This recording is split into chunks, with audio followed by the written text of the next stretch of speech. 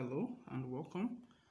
And in this video we are required to find the Norton equivalence of the circuit, and in order to do that we need two parameters, which is the value of I of n and the value of R of n. Now finding the value of I of n is actually quite simple.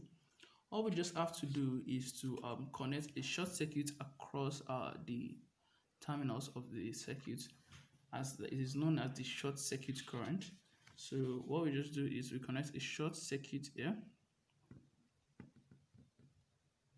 Then what we want to do is determine the current flowing across this short circuit, and that would be the value of I of n.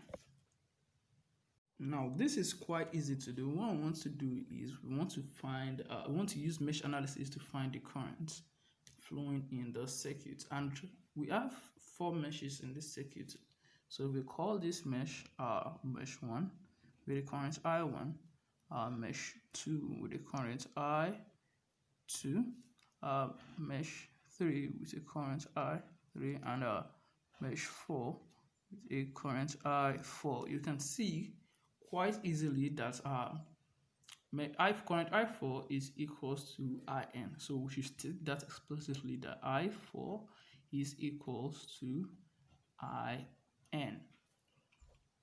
The next thing that can be noticed right away is the presence of this current source, where we can use it to combine these two meshes into one super mesh, and we can say that I3 minus I2 is equals to 0.1. I3 minus I2 equals 0.1, and we can call this our first equation. Then next thing we do is we proceed to write an equivalent equation in this super mesh, and we can call the super mesh SM 2, 3, because it's a combination of mesh 2 and 3. Then we have 26I2, okay, plus 10 into I3 minus IN, okay, plus 4 I3 plus 15 into I3 minus I1 plus 40 into I2 minus I1, all equals 0. Then simplifying this further, we end up with 66 I2 plus 29 I3 minus 51 I1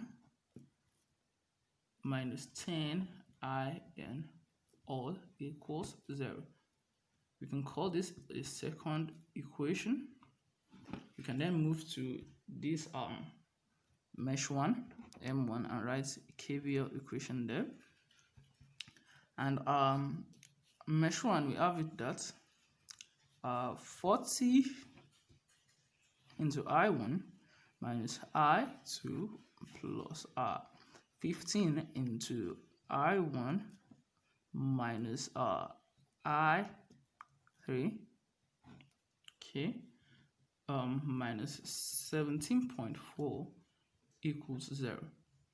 And with that we arrive at 55 I1, okay, minus 40 I2 minus 15 I3 equals 17.4, and we can call this the third equation. Proceeding to the last mesh, we can say at M4, and in this mesh 4 we have that 10 into I4 minus I3, I4 also known as IN minus I3 equals 0. This simply infers that IN is equals to I3. And we can use this information and substitute it in the second equation. If we substitute this in the second equation, we are left with 66 I2, okay, plus 19 I3 minus 55 I1, okay, equals 0. And we can call this our fourth equation. So we can solve equation 1, we can solve equation 4, and we can solve equation 3 simultaneously. And with that, we arrive at I1 to be equals to 0.91 amperes. I2 would be 0.567 amperes, and I3 would be 0.667 amperes. And I3 is equals to IN, which means that this is the value of IN. So now we know that IN is 0.667 amperes. The next thing I want to determine is the value of RN, which can be obtained by opening this line because it contains a current source, and shorting this line because it contains a voltage source. In essence, we are turning off the power sources, and the resulting circuit will look something like this, with a short circuit here and an open circuit here. We have these two, an RTH would be what we measure like this, and it would be equals to, RTH would be equals to, we have these two in series, so we have 40 plus 15. Then we have it in parallel with the short circuit, which is 0 ohms. Then everything is in series with this 26 ohms and this 4 ohms. So plus 4 plus 26, then all in parallel with the 10 ohm resistor. And we know that anything in parallel with 0, because 0 is a short circuit, would be 0.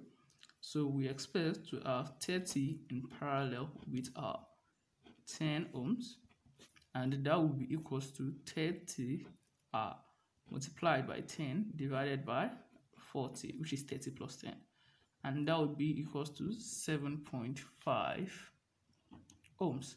And we know that the value of RTH is 7.5 ohms. Then we can come here and say that RTH or RN is equals to 7.5 ohms.